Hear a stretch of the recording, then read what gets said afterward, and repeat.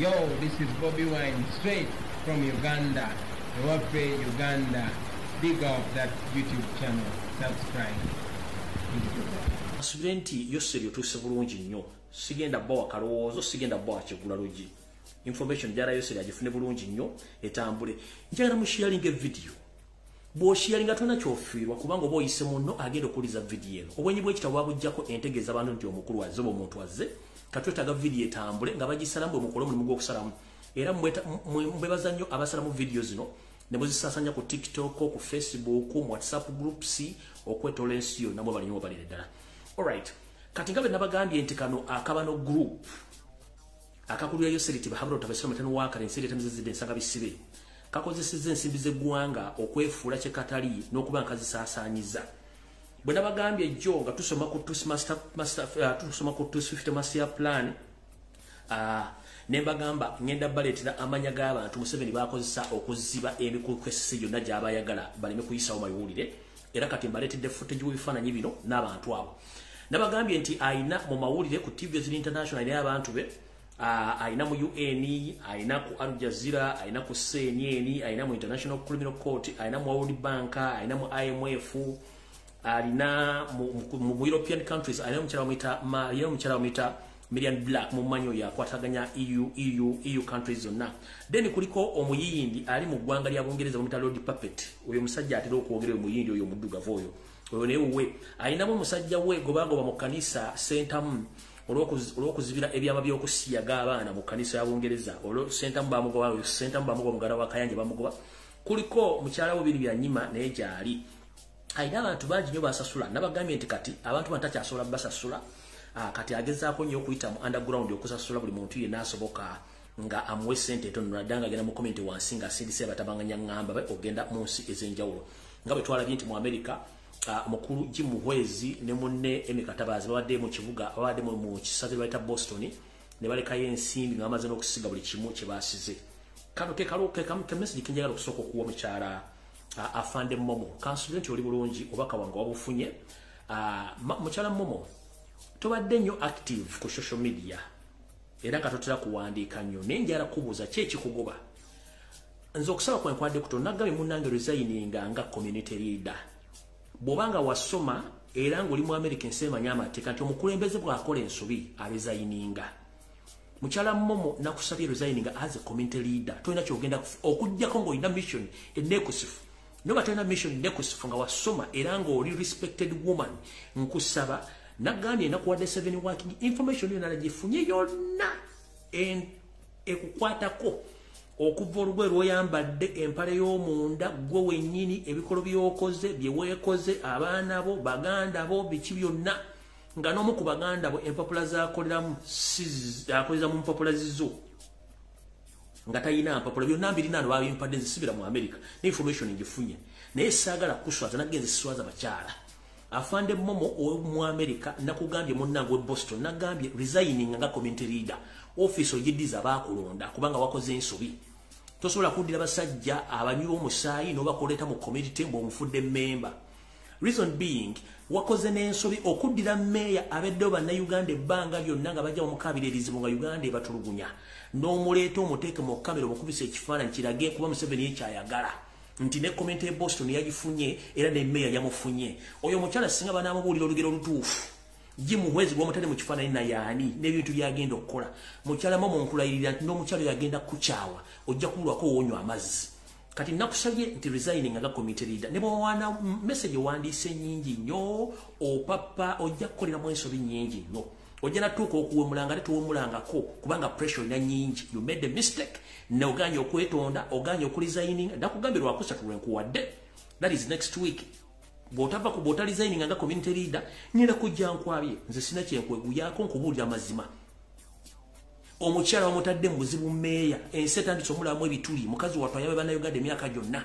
Gwe n'ogenda omuteeka mu bintu by'ekisiru kubanga mwagala ssente. Kati munenze nkusabusabe naggaisirwana abakazi bawe ekitiibwa. Afande Momo with immediate effect resigning nga community leader. Ebisigadde obwina political wing gyowagira we don't want to care. Twetaaga okutandika okuteeka discipline mu Uganda waali. Nze siri mu America n'abannayuganda batali mu America bangi nnyo. ne bavumiriddwe ekikola kye wakoze okuddira omusajja omutemu abasiba na Uganda gwe n'omuleeta n'omulaga mu kitundu nti simanyi muntu mulungi nnyo ekyo kyo kikugambye information nagifunye Kamala ka Musoga nenkusaba before please genda oweyo obuyinza banda Uganda ebakuwa oresigning ng'obudde bukyaliwo takikola ku lwokusatu nzija ate omanyi awusirwawo kati ngenda balaga footage y'abantu bano ku BBC Yosere ayinayo omukyalo bamuyita Nancy indako ku BBC omukulu ono ayinayo omukyala bamuyita Nancy Kachungira yono Nancy Kachungira kati ontasobola kuyisaawo gulire lyonna nga likwata ku kutulugunya banna Uganda oyo omukyala bamuyita Nancy Kachungira oyo naye ali mu Kabano group oyo tasobola kuleka gulire lyonna lyayo seringa B liyite ku BBC bamuyita Nancy Kachungira oyo naye wa Kabano group kati njagala mwesera ogwengedde obalita bamuyita Alani Kasujja naye ddala ye Alani Kasujja ddala ye Alani Kasujja uyo wano wengedde okuva ntandika video oyo mulaba ng'afaana okubeera omuganda nti ye Alani Kasujja oyo teri guli lyasobola kwogerako wadde okutulugunya wadde okukola ekintu kyonna mu Uganda naye ng'oyo ddala afaana omuganda oyo bamuyita Alani Kasujja naye ali ku BBC yomu abali ku perolo ya Museveni oyo asobola okwogera ekigambo kyonna ku Yoseri kamba we footage omulala yoyo naye ddala ono Alani Kasujja oyo ddala Alani Kasujja oyo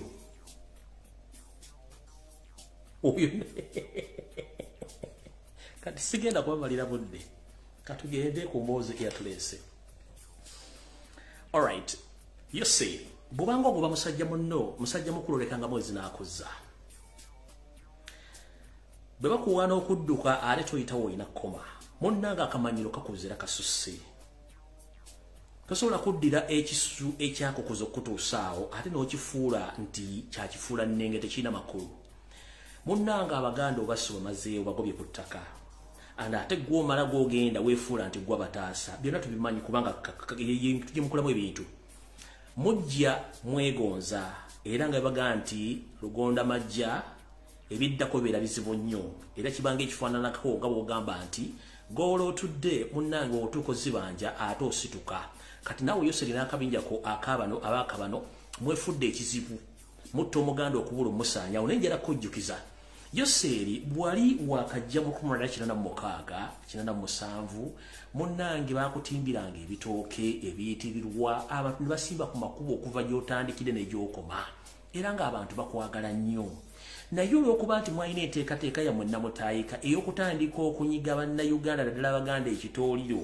mweddiza ettaka lyabwe ekintu ekyo mwakola kibi kubanga omuganda mwoyo ate omuganda taggwayo bw'obanyigiriza ennyo munnange bw'obaleeta omusala kuba nti basirika kati njala kubuuza kiki ekyatuukawo wakati okuba nti kati tokyakkiriza kukusimbira bitooke tokyakkiriza bantu kuyimirira ku kkubo okubuuzaako tekyali muntu wadde asobola okukubira endolo ki ekyatuuka kubanga okimanyi kyokola bannayuganda naddala abaganda obasse kati bakutegeera ne bw'osanga mukuba nga wakutedde ebiyitirirwa otya okuyita kubanga omanyi mu kiyitirirwa tomuyinza okuba omuntu akuba essasi abantu bennyini abaali bakusuutasuuta bakuddukako kati okuva mu ntebe mu refugee camp okutuuka woolaga wonna wasula aba SFC nga basula kuba abantu embooko kubagoba ku kkubo so nga ate luli twalindanga babangayo mukulembeza gye ntuyimira ku kkubo tugamba kyekyo kate kyali wadde embuzi esala ngo kyekyatuukawo kyetuyita okugoba omusajja munno niwo omugoba oleka mwezi n'akuzza kale nomuna enjala kugamba nti gwe kennyini gwe buzibu bwo kubanga we bakuzukuriza ne bakuwa ekisu okubeezaawo ate obeefuulidde naye okubeefuulira tomanyi nti nabo bategeera okusirika ennyo tolowooza nti omuntu abeera musiru omuntu abaale ategeera kati gwe lwaki ennaku zino okuva entebe okutuuka wonoolaga abantu bonamala bakuba kibooko okuva ku kkubo kikyoti ekikugoba bw'olabanga otandise okudduka ebirooto ebibabadde bikugoba kiba kitegeeza nti yakwawula esiridde kale butyo Yoseri nkugamba munnange mwe katimu kammwe Kabano group mujja kulowooza nti ensi ebaagala naye ensi ebakoowadda ekibadde ejjinja mukirabye okusirika si busiru bannayuganda balaba ettaka mulitwale ne mutu yambo dizimbako wenasanga kalina ku ttaka lya jjajjange sibuuza kubanga nina mother title masigule vuzi yeziri tuzimanyi kale mukole buli kimu nga mutegeera nti eyabawulu egenda kuba esiridde ate tulina bwe tugenda otuuka nga tewakyali simanyi tugenda teekawo akakiiko akagenda okutuula simanyi akamuzanganda ojja kuzza olwannyokono lwa kitaawo ojja kuzza olwa Esther ojja kuzza olwa Esther ojja kuzza olwa kitaawo kaleekezi so si lwa bannayuganda kubanga otusse otumalawo ojja kuzza olwa Esther kakondeka nolwo ojja kuzza n'olwa kaleekezi otherwise z'abannayuganda togenda kuzzaako Luganda n'olwo kubanga mutulaze nti mutwagala mu nsi mwe mwatusanga ate lwaki munyiiga nnyo to the extent nti munyiiga nnyo n'okubayita eggwanga lyammwe waki munyiiga nnyo nga tubayisa eggwanga lyammwe ate nga mwenna muli mu kantu ke kamu mulina ekigendererwa mwenna mulina mission emu tutte tuwambe naye muttanga tebaggwaawo nga bazaala ate mu mufo ky'okuzaala muze mu bbale siyaga kale mbasaasidde yabaloga embugo akyaziwanise tannazisa wansi kale munnange mulimba nnyo ebintu bino bikendeezeeko kubanga enkwe zisusse awo nvuddewo ye bannange njagala bajjukiza Yoseeri yatugamba nti Abaganda mugamba muli bangi naye tuyinza okuba tumanyi nti abanyarwanda basinga mu Buganda bali obukadde nga 2 kati wano wenjagala okubategeereza nsize enkola okunoonyereza nembuuza abakulu abansinga ku myaka nembaga bannaye bwe tusoma ebyafaayo mu Buganda obwaffe obwedda nga tewaabeerangawo nnyo nkwe okutuusa Kabano group bwe yajja mu Buganda oba bano betuyita akabinja ka Museveni akabatuusi enkwe ne zitandika kati abantu bangi nnyo mugende nga mwetegereza ku kyalo nkuwa ekyokola nkuwa homework oba omulimu gw'olina okukola ewaka ddayo weetegereza buli muntu afudde ku kyalo ddayo weetegereza buli muntu akoze ebikolobero ku kyalo ddayo weetegereza buli muntu alidde mu kyalo olukwe buli muntu alidde mu muntu olukwe buli muntu akoze ekikolobero newankubadde nti amannya alina ga Kiganda newankubadde nti amannya alina ga Kisoga newankubadde nti alina amannya ga Kinyolo ba ga Kinyankole ngenzo okutuuka ku ntobo y'ekintu kino nga bonna ba Kabano group ne badda ku ne bawayiza Baganda nti bankwe si Baganda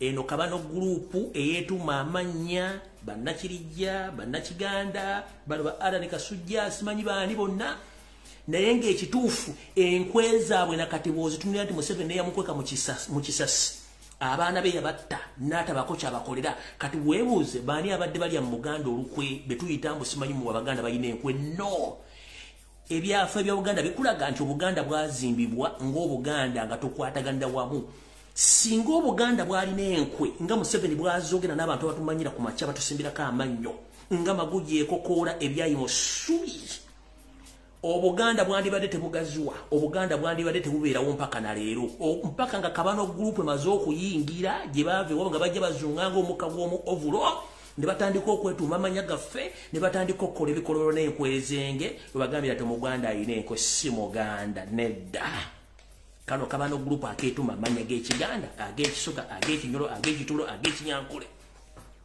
ddayo otandika okutunula ku kyalo buli muntu g'olira nti yakoze ekikobero alina bwerinnya Ganda kumbe Kabano buli munnabyabufuzi abakyusa amanya abakyusizza mbu simenze envudde mu kino ngine mwetegereze b'olira nti bajja mu Kyagulanyeeko beetegereza amanya baawa beeyita Baganda g'olira nti yabbi genda weetegereze waawa bonna ogenda obeetegereza obuvo n'obuddo nga mie maneyane mie mukitegedde bulungi nnyo kati mbajjukiza mugende mbuuze bajjajjammwe bakitamwe mutegere bulungi nnyo abasajja abatandika Obuganda nga butandikawo singa balina enkwe zetulina mu kana Akabano ke zitutaddemu singa Obuganda tebwandibaddewo singa Nkole teriiwo singa Bunyolo teriiwo singa Busoga teriiwo singa Tolo teriiwo singa Obwakabaka bw'Obukonzo tebuliiwo naye kano akabinja ka Kabano kabatuusa abajja okwetuuma amanya gaffe ne bakola ebikolobero gamba ng'okuwa obutwa okuzaala mu baana edda Omuganda omutuufu teyayinanga nkuyensonga lwaki Obwakabaka bwa Buganda bwakula n'okutuusa olwo bwe tubusanzeewo ng'oyagala okutegeera kino kijja kunze Omuganda yenna abasajja Abaganda bagendanga okutabaala ne balekanga basize bakazi baabo ba family zaabwe eri abooluganda bakona b'emikwano ne mulirwana era omusajja yagenda okuva mu lutabalo nga mukazi we takwatiddwako takoleddwako wadde ekikolobero kimu nga buli kimu weekiri era nga yamuleka wa musanze twayitanga okusiga family n'ogisiga ogenze mu lutabalo era maka bagasangawo mu Buganda obwedda omusajja yawandikanga ekiramo kye ngera bwakiwandise bwe kijja okuleetebwa ku lunaku lwe nga bakola kiba byolumbe lwe okuva kabano group yayingira ebiramo bibula ebiramo bikyusibwa bakabasajja babaagala family zikyusibwa kubanga guli gwe mulimu gwamu kitegedde bulungi nnyo genda obuuza omuntu ategeera abasajja bedda bagendanga okutabala basiganga family zaabwe okusiga kuga ati munnange Kakwerege Sudani nkulekedde family yange ngenze kutabala ku lwa Buganda. Kakwerege nasigaza family yange atakwanye ku mukazi wange wadde omwana wange wadde buli kimu nga buli kimu akibawa ne bakirya ne batebenkera mirembe nembanga nafiranga mu lutabalo bajjanga buzina bikati munnango omwami tiyasobodde kudda omukazi n'alyoka asala amagezi amala naye kati n'osigira mukazi w'omuntu mu nnaku bbiri nga mufunisiza olubuto no wandika ekiramo kyo n'okiwa omuntu olunaku nga mukube nga bakolemu ebiramu bibiri kati mutegere nti bano abantu abatuvumisa Abaganda tulina enkwe bo kennyini be batuyingiramu betuma amanya gaffe okukola ebikolo biro byonna tebyaliwo mubuuze bajjajja bwe bajja bategeeza ekituufu kiki ekiri mbuza mukitegedde bulungi nnyo sigenda kulwawaawo kubanga information nabagambye leero tulina Kamala Kamusoga ate ngenda kutama simu. Alright, kati njala sooka kujjawo kintu kino wammanga. Nga bwe nabagambye nti program yogenda okutandika okutambula okusaasanya ekibozibozi kya Federation oba Federal wakati wa Mayiga n'akabinja ke. Wasanya kalu Charles Peter Mayiga kansubire nti otuuse. Olwenda kuza omwezi ziri 14 omwezi ogw'omusanvu mwaka 2023. Mu program zogenda okukola ndowooza enkya Museveni yakusindise ogende Bunyoro.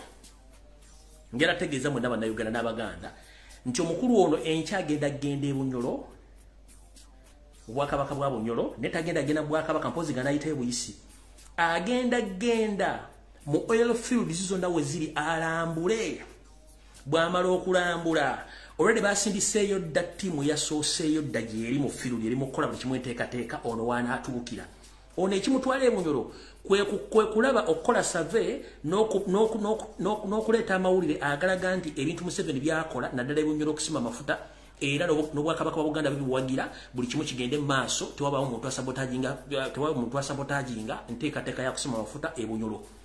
Charles Peter Mayiga enkya ogenda Bunyoro kuba tasobola bisazamu adversity team yagenzeyo 2 days back bali mu kuteekateeka era bw'onoomala okole press conference otandika okuga nti enteekateeka z'okusima amafuta Bunyoro zigenda bulungi nnyo era tuwagira gavumenti na buli kimu kyegenda okukola enkya oba toli Bunyoro okujja omugenda kisazaamu kuba manyi obikuba n'embisazaamu enkya ogenda Bunyoro enkya ngenda kuza omwezi 15 ogenda Bunyoro nzina okubanga wasuzeeyo dda okitegedde bulungi nnyo wenjagadde okukomya ebisigadde bya ku Sunday sigenda kukozesaako ngalo nenjagadde okutegeeza public nti omuwulirako ng'agenze Bunyoro galeme kuba nti si mawulire.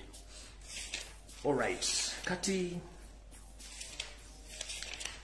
waliwo abakulu bano benjagala mubasaliremu akantu kano kagende buli omu gyali okuli omukulu eyita Kimbugwe nti yeeyita Mulangira namugamba dda aveeyo ayogere oluso lwa Ssekabaka lwavaamu oba omutuba gw'Obulangira bwavaamu yagaana naye nkuwoninga Kimbugwe ne mukulu Legmias Kintu ekisookera ddala temuddamu kukwata videos aziteeka ku platform zammwe please temuddamu kukozesa content wange muteeka ku platform zammwe muyinayo simanyi UNN platform neka Liberty TV temuddamu kuteeka videos zange wadde ozisalamu ziteeka ku channel zammwe. 1 videos enkola zisupporting a national platform people power n'enkyukakyuka so sinkwezenge nkiddamu video nembanga njogedde ku linnya lyo nga nze ngikoze don't upload my videos on your social media platform kyekisookera ddala.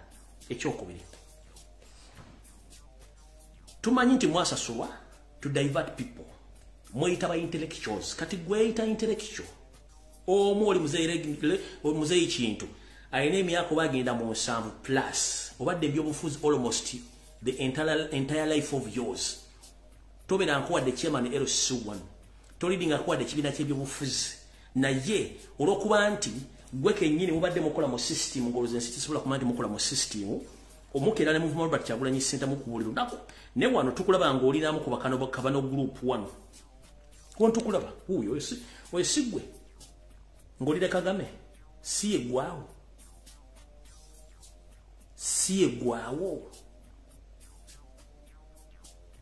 ng'olire Kagame siye gwawo kati Muvuma Kyagulanyi buli lunaku ne mugamba tagyeko Museveni njala basooka bagamba abayisimanyi UNN 1 feta waleta ku social media singa tetwali fumwani bati mumanyika ne tuba platform ne mukyama ne tubagoba mubeere ne mutukolako blackmail propaganda mu Kyagulanyi. That's not the problem. The problem is bwemba muwulira nga Robert Kyagulanyi Center mwarudde okujjako Museveni mukole political party ya mwe ejja kujjako Museveni. Kyagulanyi bwemba muwangudde nga mufunye win Kyagulanyi temuwadde ekifo kya kansala temuwadde ekifo kya LC1 bwemba mulanga Robert Kyagulanyi Center mu aludde okujjako Museveni nga mugamba please bwemuwangula temumufuladde LC1 mumuleke bali ekibiina kya National Platform kibiina kibe kyakambala ebyaka ebiri muzeyi kimbye kintu oyina emyaka gigenda mu 7 plus n'oyo mutabani wo Kimbugwe nga ye ya masteringa mu kintu kimu kukola blackmail propaganda kubanga professional yakusiba zaala talina kintu kyamanyi ekintu kimu manyi kusiba zaala kati njala soka bagamba abakulu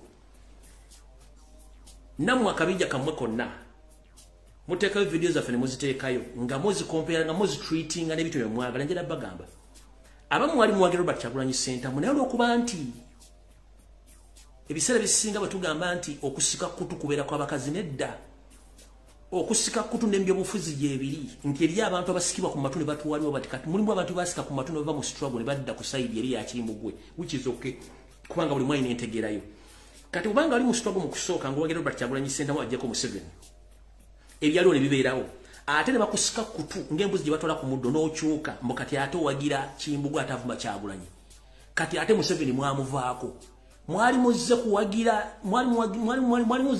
Kyagulanyi indirect nga muwagira Museveni oba mwali muze kuwagira Kyagulanyi nga ajjeko Museveni Museveni bwe yasigala kuba bwalemerako kati ebigendera bye byavaawo ebyali bikulese mu struggle mu kusooka nkubuuza ebigendera bye byali bikulwanyisa Museveni byavaawo kati Kyagulanyi yafuuka ekizibu kyamwe. That is my question. Nkubuuza gwe namwe katimu kamwe ka UAN simayi UNN mbabuuza ebigendera bye mwalina mu kusooka ebyokulwanyisa Museveni byavaawo kati Kyagulanyi yafuuka ate Museveni gwe mulwanyisa kyekibuuzo ekisooka ekibuuzo ekyokubiri mukulu kintu mwogedde ebigambo bingi nnyo ne muwayiriza Kyagulanyi mumuvuma mumuvoola naye njala asooka kubuuza ekibuuzo kimu mugamba muli ba intellectuals which is okay kubanga buli muntu ategerera mutuwe gwe na family ye kati njala kubulyamu ba intellectual abayina intellectual capacity eyogere ensonga zino where you all along mubadde nga ludda wa since 1962 mubadde ludda wa mubadde ludda nga temusobola kulwanyisa Museveni mwaka mulwanyisa no Kyagulanyi nga yakajja wenjagala obabuuliza where have you been all along since 1962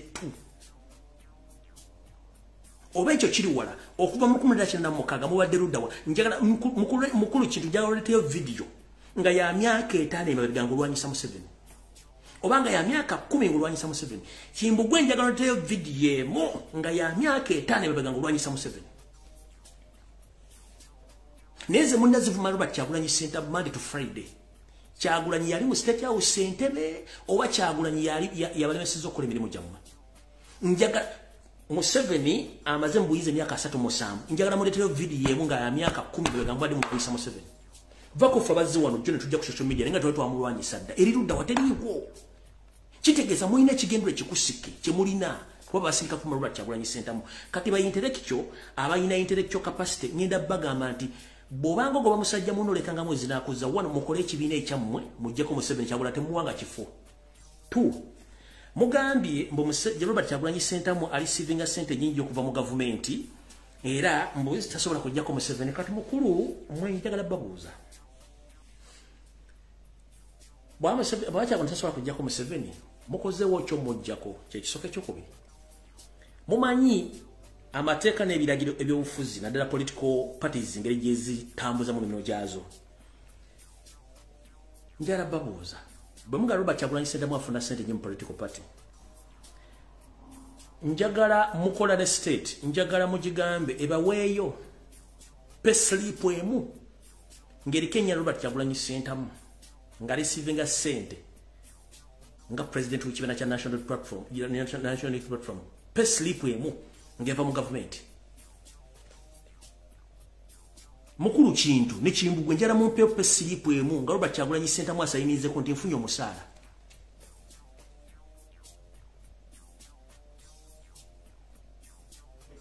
ekyo nkimaze ngenze ku kirala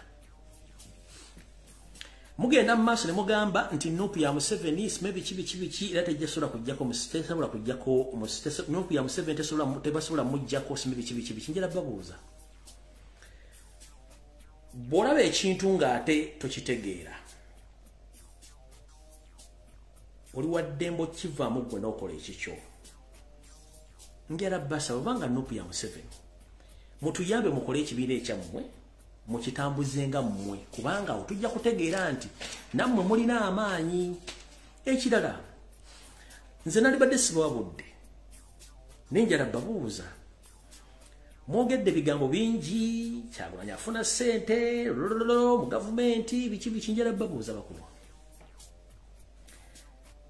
mukulu kintu nekimbugwe n'akabinja kammwe wano mwagera ne mugamba nti musonda ssente za kugula mundu era abantu ne basonda ssente kwaliko n'omupoliisi omwe era yakola ne kawihula n'omuvubuka omulala n'akabinja kammwe ne mukwata ssente zonna oba mwazigabana oba babafera ne badduka nazo ssente ne zibula ssente zaali mpitirivu nnyo ezasigalawo oyo mukulu eyita intellectual n'aziteeka mu cryptocurrency endala n'azisiba mu betting ezaali ez'okugula emundu lunaku ki lwali owuliddeyo nga Robert Kyagulanyi Ssentamu agambye nti ngenda kugula mundu mmwe abayina emundu mwalaga luddawa nze kennyini nakubuuza nenkugamba lwaki ovuma Robert Kyagulanyi Ssentamu gwe lwaki muntu ki gw'olina asobola okulipressinga Robert Kyagulanyi Ssentamu mu opposition waŋŋamba tomulina naye ensobi gye wakola n'odicodinga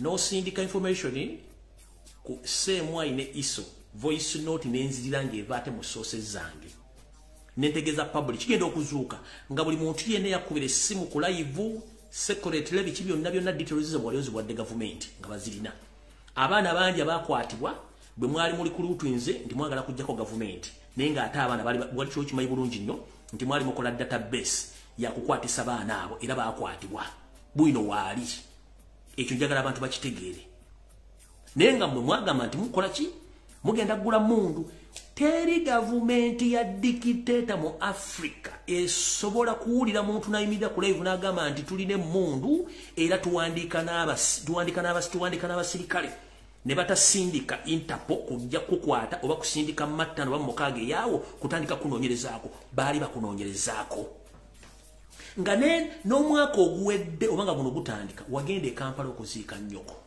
nengoga nti badde ovumayo seeri era ng'olina n'ekibinja ky'abayeekera kyotendeka omwaka if I'm not mistaken either guno nga gutandika oba omwaka oguli nga guggwako wagenda e Kampala n'oziika nnyoko gwe kimbugwe naye nga obadde ogamba nti mugule mundu ngera mulina n'abaana be mutendeka Museveni atakukwata gwe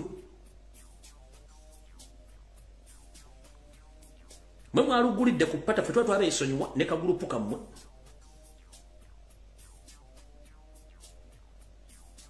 video bagala gikwata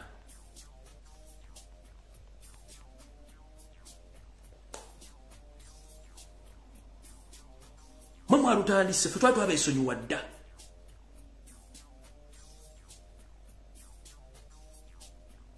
wakwata ssente njala kubuuza ekyo mwagamba mulina ssente z'emmundu mutendeka n'abaana Interpol etawandika bbaluwa oba Museveni atawandika e Kampala nakosa Interpol kuwandiikira Bongereza kujja kunoonyereza gwe nga n'emwezi either omwaka nga guggwako bangu gutandika wagenda e Kampala nnyoko ng'afudde n'omuziika ani yakwatako gwa ina abayekera ina ne mundu ngane serezo namwe aziteka mu cryptocurrency nda mwaziteka mu sports betting esigadde bali ne badduka nazo kati govuma Kyagulanyi kuma chano lweggu njala bagamba ekigambo kimu ebyokola tulina bingi nnyo nenjala bagamba mukulu kintu ku myaka gyo gyolina emyaka gyo gyakulonda maji emyaka gyo gyakubira bazzukulu bo babulira history so si kulwanyisa Kyagulanyi n'emyaka 38 olina emyaka 7 plus neno wango consequences ku Kyagulanyi every time govuma kicho botegeeza mwetereze era mutegeeze ensi kikimuli tukoyo tumanyira muri ba intellectual wawa ete tugenda yo nze njagadde kuyitira ka obuyitirizi mbagambe omukole ekintu kimu bwe muba muwulira nga Robert Kyagulanyi Ssentamu aludde okujjako Museveni mukole political party yammwe talk about the change but not basing on Robert Kyagulanyi Ssentamu. Based on your points, elaborate your points, trade your party, trade your ideas, trade each and everything you wish can change Uganda and move in Museveni, but leave Robert Kyagulanyi Ssentamu national platform n'abantu baayo mukole ebintu byammwe kubanga muyitidde akamanyiro kabasusseeko awo nvuddewo ngenze ku nsonga endala. Kati eno message njagala egende eri abazadde bonna abasangibwa mu northern part of Uganda. Bwe twali tutandika struggle nabagamba nti waliwo dam gye bazimba gye bayita Kaluma Dam. Naye Kaluma Dam eno erina emikwesese gye bazimba nuclear weapons era nga buli mwana yenna akolayo kiba kizibu nnyo okusurviving okudda ku ngulu n'owona bajja kubakutta. So ngenda soka kuzanya footage ono malemba somere message gabwe etambula naye bino twali twabagamba dda footage mwena bagala okumanya Kaluma kyeri n'emikwese gye basima nenga basima emikwese either gimu gigenda Sudan emira jidda kapega na kaseke kapeka biki gye basima bakolayo underground nenga bakolayo nuclear weapons yeno.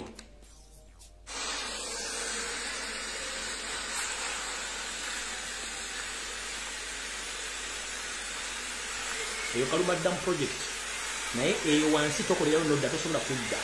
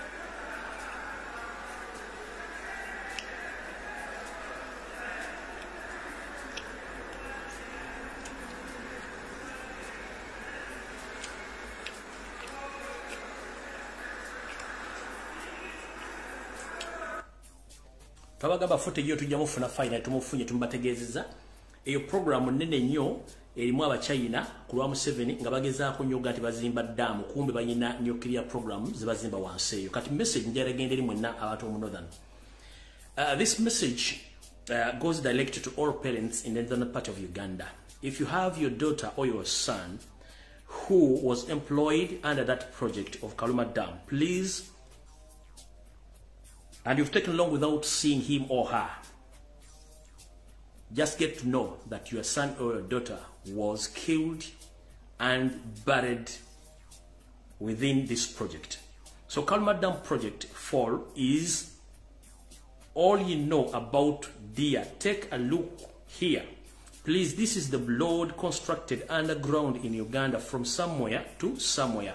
And remember, it's constructed underground. Fellow citizen, can you imagine the most people who were employed to work underground, they are never come back to date, and nobody know their whereabouts up to now.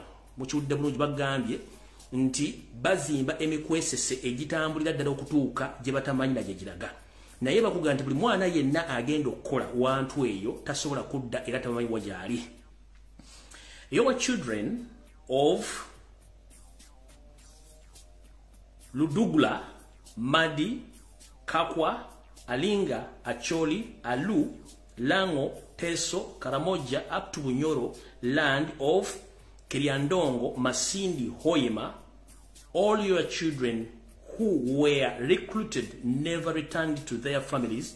Fellow Ugandans, it is now so many years since they got recruited, and rumors coming from Kaluma is that most of them were killed. They cannot come back to review the secrets on what is happening underground, and also that all their organs were harvested. Zamuchitegedde bulungi. Network video bajimanyi nadengera jikolanga ya mbinyo bachimanyi bulungi nnyo era bachimanyi bulungi nnyo. Eno yo ngenda giteekayo video nga mmaze wano lwaleero. Kati awo nvuddewo njagala genda ku abasiramu bano. Njala sooka kwebaza jjajjaffe obuyisiraamu Kasibina Kibinge. Webali nnyo kubeera musajja ng'olengerera ddala wala nnyo okuba nti wagoba enkwezenge zino era n'obagamba ku idi ewedde nti abantu obwesindika okumbe gamba mbamanyi. Imagine abasajja bano bagenze okusabira Museveni naye nga Museveni gwe basabira abakeneka nkiddamu. Bagenze okusabira Museveni naye nga Museveni abakeneka agala bazina embwa nze mbatta ne tebamanyi. Nga ne muka video ke nazanyi ne information gye bawadde ku lwokusatu yabalaze nti Museveni alina mission ebatta kati wulira bagenze omusabira naye nga bwabatunuulira mwakala yedda kankabadire mbuddize. صراط الذين أنعمت عليهم غير المغضوب عليهم ولا الضالين آمين. أي الله tukwebaza olw'ekyengera ekirungi kyewatuwa n'otuwa omukulembeze w'eggwanga. Ulira enkwezenge abaana babakeneka. Tukwebaza okumusobozesa okukola byakoze ebirungi ebigasa ensi yaffe okulaakulana n'okugenda mu maaso. Ayi Allah omuwa obusobozi mu kuweereza kwe. Ayi Allah teri mulimu mwangu okuddeko gw'ofudde omwangu. Emirimu gya pulezidenti obulungi. Ayi Allah mukulembeze waffe mukuume omuwa obulamu obulungi. Ayi Allah beebo bemuyita abasajja bannaddiini abasuubuzi. Awo tetugenda kulwawo okujjako okutegeeza mayiga n'Abaganda bonna nti ekigenda mu maaso mu Buganda kikwasa ensonyi. Nakano kankazanye mulabe embeera y'embuga y'omusango gwa Namboole. Naye abakola ekisawo kino bateekako perimita oba ekisaakaate. Ekisawo kirina okukoma ng'ettaka erisigadde lyonna lya Buganda liriko abantu n'ebintu byalyo. Naye wetwogerera essaawa zino embuga bagisaanyizaawo mayiga tagendayo tewali wadde omuntu ava mu Buganda agenzeyo okulaba. Leero kambazanyire footage mulabire ddala amagye ge galiwo on orders of Museveni ne Janet.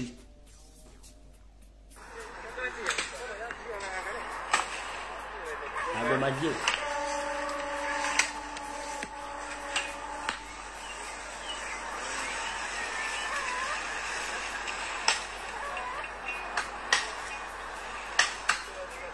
eyo batema mbuga ya musambo ga Namboole ya Bwakabaka bwa Buganda. Ago magye si civil magye ga SFC.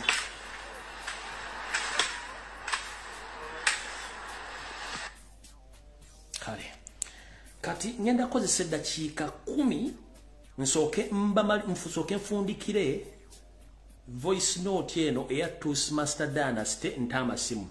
Buli omu uliriza nnyo ebigo bino linalizannyako dda naye nfundikira video eno eya Toastmaster Dynasty F50 ya plan ey'abasajja bano bakabano mugiwulize bulungi ya mukulu ono mutabani wa Museveni mu mukoddomi wa Museveni gwe bayita Lwabogo. Ebigo byayogera ne bibadde mu bibiga bye nabagambye ekyo mujja kakasa then after 10 minutes ndyoke ntamasimu ulize ono Lwabogo nga yayogera programu zaabwe zonna nga bwe zirina okuba ngabe nazibasomedde ku lwokusatu ono yazoogera mwaziwulirako ne kanzibaddemu nga nfundikira akantu ako. Then let Rugunda go and sleep. I defended Mutabiri, and the bed sure stays there. I made sure. Ulira. Let Rugunda go and sleep. Rugunda bamugobadde mu government. Mutebire bamutadde yafa. Kinjagado soko bajjukizamu let Rugunda go and sleep. Rugunda lwakana Rugunda bamujjadda mu government. Then Mutebire yiba amutadda.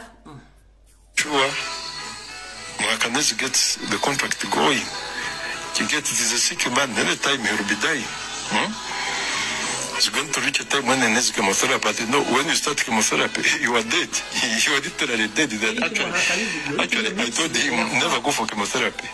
Take any other form of medication, especially dietary medication, if you still want to live. If you start chemotherapy from 4 years, you get 3 years. You further do chemotherapy from 3 years, you get 1.5 years. Then from there, you get 7.5 months. So I told him, just there, no, you leave it at that. And really, things are working out. Okay? And they're moving. So we need a prime minister. We need a different status controller. We need a different PPS. We need a vibrant and useful, very useful minister in charge of presidency. We don't need this silly man. Then when we go to the ICT, the government spokesperson, the person in charge of the media house, should be somebody very reasonable. Very reasonable. Very reasonable. See how Don Wanyama has been doing his business. Things have been okay. They've been moving very well. Now we have to fight and make sure that we have a very good vision group head. If we fall short of that, then we're not going to do enough. So we still need total control. Now there are particular people we need to weed out to the Uganda Broadcasting Corporation. Because if we leave it the way it is slowly getting hijacked and giving platform to useless things instead of promoting what we already have. They normally want to just charge me when I take my advice there for my businesses. I told them we are going to make it. And we're going to make sure that the things, work out. Now look at the stroke that happened in Kenya. They thought I'm going to lose anything. Why would I lose anything? But how many people have lost the market? For me, I do my business diligently well. So whatever happens outside that, I don't care. I don't care. These days, the Maramirin has made me a topic of the year. Do you think I care? You see, for you, I know. You know how these things have been happening for long. You cannot be that ditched. But just somebody who goes yapping. And moreover, on these useless radios, you go to these useless radios and televisions, which they have no audience literally, and you bash me there, it is okay. It is okay, I don't care. I don't hold any public office that I'm going to be convicted, I'm going to be blamed by anyone, that the IGG is going to summon me, Parliament is going to summon me, I will control, and anybody who proves to be very stubborn, I'm going to hand all of them. We need a different... If he gets to know someone who's going to get more stubborn, he knows how to handle. Different speaker, different deputy speaker. That's what I take over. If Ruth fails on her job, I have so many people who can do the job. Sarah rejected. It was like, me, I'm loyal to KADIMA. Said, most of you people from the East are simply stupid. You are literally stupid. And they prefer to work with the Northerners and the Westerners than all the rest. They do some good work. So we need the URA as well. We need the minister, the fresh minister for transport. You see, Katumba Amara is becoming very powerful. And is being observed and respected by the army. Something I'm lacking. We need to bring him down completely. We need to create a war with the Mosai's God, with Kajina. That fight is going to have him kicked out. Let him go back to general services. Let him get a different ministry. He doesn't deserve to go into what. Let him start some silly things out there. So now the whole thing, you see, when you look at operational evaluation, look at this young man called Ham. He wanted to start a project that would humiliate the general. Oh, sorry. How could such a thing happen really? For you start an agro-processing plant. So the rest of the world will be asking now, Operation Wealth Creation has been here for long, getting about $500 or $600 million every year, and we don't have an agro-processing plant. That would be humiliation on the big bro to the first family. It is something we could not accept. We need to fight this man completely, and we throw him off the radar. Let him go down there and start, we make him a tabloid man. But let him not feature seriously. He's still too young to be so successful. Too young. The man is not yet 40. For us, we started seeing some real money when we had almost clocked 40. But now this man has an empire from, I think he started building this empire when he was around 24, 23. There. How lucky should the Uganda be? After spending 35 years in the power, 100%, 99% of the power should be from one region. The wealth should be from one region. The rest should be either puppets or employees. And at the best, they would better be slaves. That is the new Uganda we need. We need a dynasty, a very serious dynasty. I know His Excellency doesn't like these things, these ideologies. Doesn't want these ideologies, but I'm not alone with such an ideology. We are going to seize education and the health completely. We become part of it. Then we end up in agriculture and the Premier's office. We control the refugees and all of those. Then we extend beyond all boundaries and make sure that we are the people in charge of each and every aspect. Then we go to the private enterprises. Uganda are very sharp people. They're very good businessmen. They can survive even with the smallest amount of money. That is their talent. We are not there. So let them do the donkey work. We do the prince's job. Let us be the kings. Our children will be the prince, the princess, and the princesses. Then let the rest be the subjects. I'm talking about business. The subjects will toil to do the work to sustain the kingdom. So whatever they do will be for. Mulide bulungi eje tuita 50 master plan to dynasty. Baga nawe benyine mu video agambye bakimanyi nti baina kawo mentality tegera we sinyangu. Baina okulwanyisa buli tribe yonere mu Uganda naddala baga nti omuganda omunyigiriza nnyo naye omuganda asobola okusurvivinga na nnosi 10. Nagamba hamu akola agro processing ayagala kuvuganya salimu sale anko waabwe omwana omuganda yatandika okugagala ku myaka 27 wakite tumujjaawo nitumujjaawo hamu nagamba kyoliko tokimanye bajja kunyiga obuli maawa namwe lefula simendi mulugwa simendi bajja banyi bano bayina bagambye bagenda banyigiriza mu byenfuna bave mu byabo bave mu bya government badde mu bya public nawe betandika obinyiza business omusolo bagutisse bajje mu business emulago teri wadde eddagala wadde panado bakoze pharmacy bweruwe mulago abasawo abali emulago bonna ba senior doctors badduka dda waliyo bano bagundi waliyo bali bayintani zwe bakola kati bajjanja abalwadde era buli mulwadde afe mulago kati tekubako senior doctor bamukozeeko kubeerako bana abaana abayizi bali mubakolako kati kitegeeza buli kimu bwe bakyogera bakitegeeza bulungi nnyo kati munange Yoseri, how are you? Let me think you are doing fine. Yesterday I was watching you. You came out. I don't know whether your subordinates didn't remind you that what you are talking is you are going to pin yourself somewhere, somehow about ADF. You came out talking about things which you've already known that we have already exposed you. No gamba nti. We defeated ADF. ADF is no longer in existence. Nobody can defeat Uganda. If you want to wage a war against Uganda, come knowing that we are good. We can defeat anyone. We are ready for any war. So, you went on saying that we defeated the ADF, and ADF can't even come into Ugandan territories. What happened? Who killed the people in Kasese last month? So you forget, and your subordinates forget to remind you that Mzee, that is a mistake. You are going to expose yourself, Mister. Mwatere mundu mwafunobo jedero. Mwatere mundu mwafunobo jadi ka mentality is the problem. Ka mentality is the problem.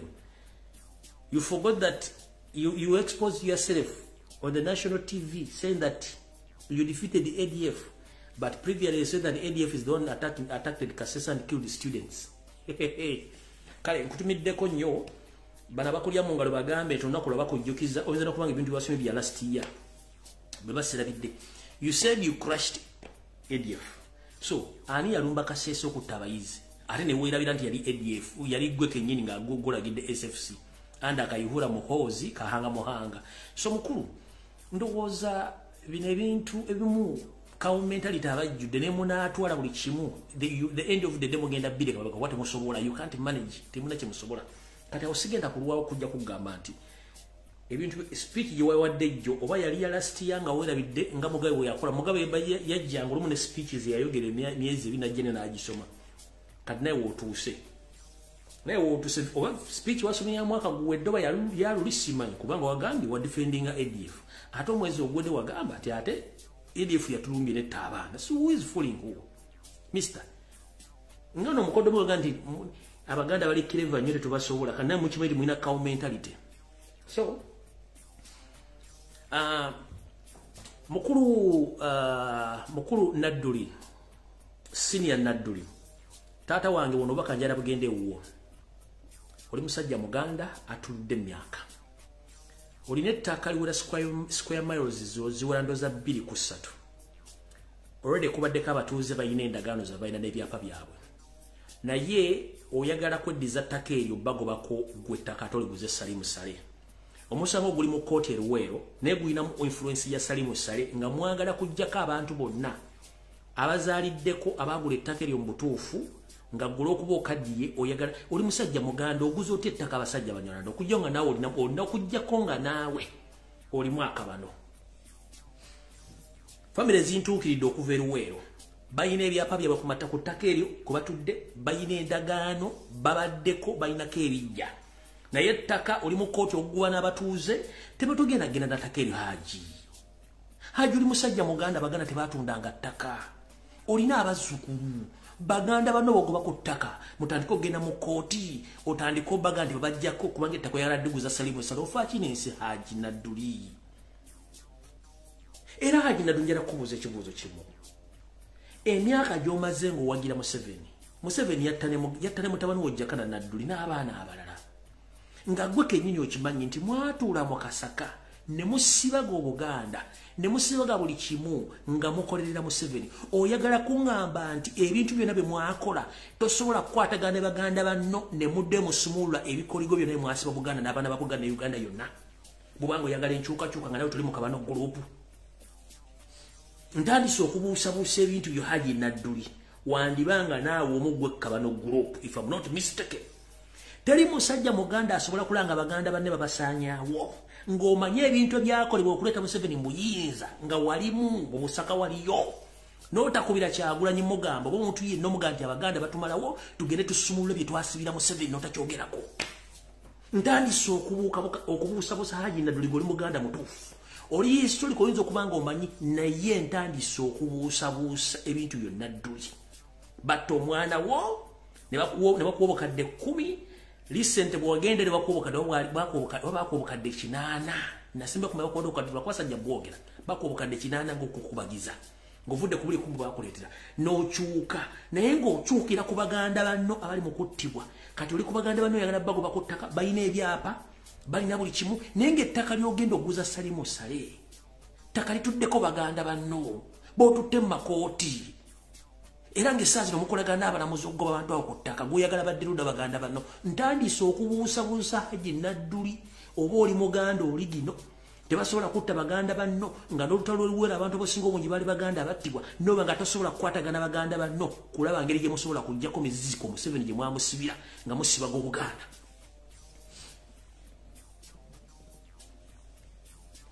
Nadduli ntandise okubuusabuusa ng'oli Muganda. Abasigadde munansonyiwa ntandise okubuusabuusa okutegeera Haji Nadduli oyinza okuba nga tuli Muganda. Teri basobola kutta baganda banno n'osiika ng'omanyi bye mwakola mu Busaka gye mwakolera endagaano gye mwagenda misambo ne mukola endagaano gye mwagangira Museveni tosobola twalayo Muganda munno. That is my question. Era baganda banna abali ku ttaka ogobako baaki oliguze essali mu ssale nga balina ebiwandiiko ebyogerwako ebyogerako emyaka gikuweddeko. Wandibanga Haji Nadduli oli wa Kabano group nga tetumanye. Esimu nzitadde. Tugenda kwogerera eddakiika 40.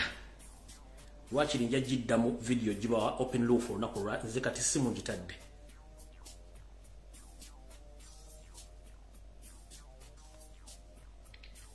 Omukulu ticha webale kuweereza ssebo. Kale ssebo nawe bale kubeerako.